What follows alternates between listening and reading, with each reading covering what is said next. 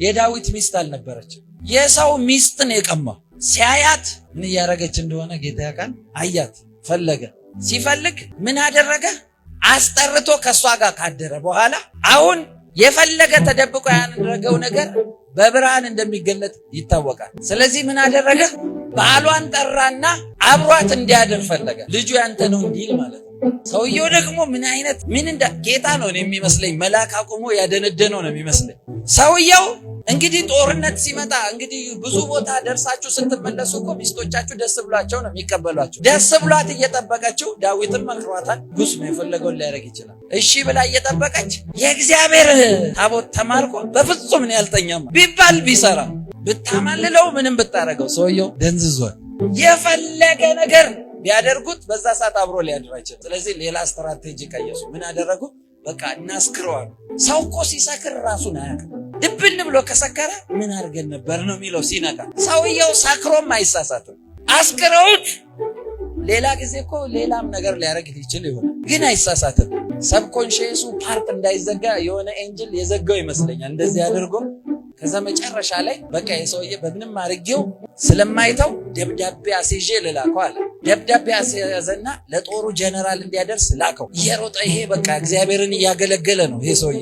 ሄዶ ለጀነራሉ ሲሰጠው ዳዊት የጻፈው ነገር አለ። ምን አለ? ፊት ጦርነቱ የተፋፋመበት ጋር ከፊት አሰልፈዋል። የፈለገው እንዲዋጋ መስሏችሁ ነው? ቤትም ብሎ ስላላመለጠ ማስገደል ነው የፈለገው። ከዛ ከፊት አድርጎ አስገደለው። ሞተ። ሰላም አገኘ። በቃ ሚስጥር አይወጣም ብሎ ሰላም ቢያገኝም ግን እግዚአብሔር አይተወው። መጣና ነብይ ላከና እምልህ አንድ ነገር ተፈጥሯል በአንተ ኪንግደም ውስጥ አለው። ምን አይነት ነገር? አንድ ባለ ሀብት አለ፣ ግብዣ ሊያዘጋጅ እንደዚህ ያደረገ፣ ብዙ ንብረቶች አሉት፣ ከብቶች በጎች አሉት።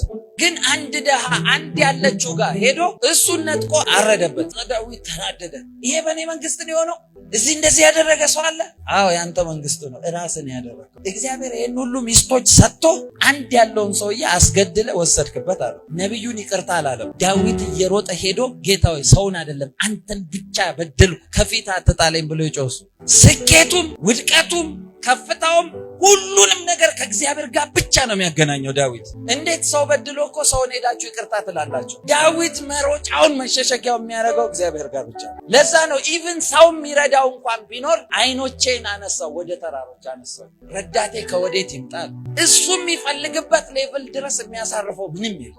ይሄ ምስጢር ነው እግዚአብሔር ዳዊትን እንደ ልቤ እንዲለው ያደረገው። እግዚአብሔር የውላችሁ ስሙኝ፣ አንዳንድ ጊዜ ህግ በብሉይ ኪዳን ስለተጻፈ ስለ ህግ ብቻ ይመስላችኋል አይደል? እግዚአብሔር የሚዳኘው የሆነ ህግ ስተት ሰርታችኋል በቃ ነው እንደዛ ብቻ የሚያደርግ ይመስላችኋል አይደል? እግዚአብሔር ከመጀመሪያውም የሰጠው የፍቅር ህግ ነው እንጂ ህጉን ለመጣል ብሎ አልሰጠም። ለምሳሌ ሙሴ ለእስራኤል ህዝብ ከሰጠው ህግ መካከል የካህንን ምግብ ማንም እንዳይነካ ነው ያስቀመጠው። ይሞታሉ ሁሉም ከነኩ። ዳዊት ግን በጦርነት በነበረበት ጊዜ መቅደስ ውስጥ ገብቶ የካህን ምግብ ይበላል። ለምን አልሞተም ታዲያ? እንግዲህ ይኸው ተጽፏል።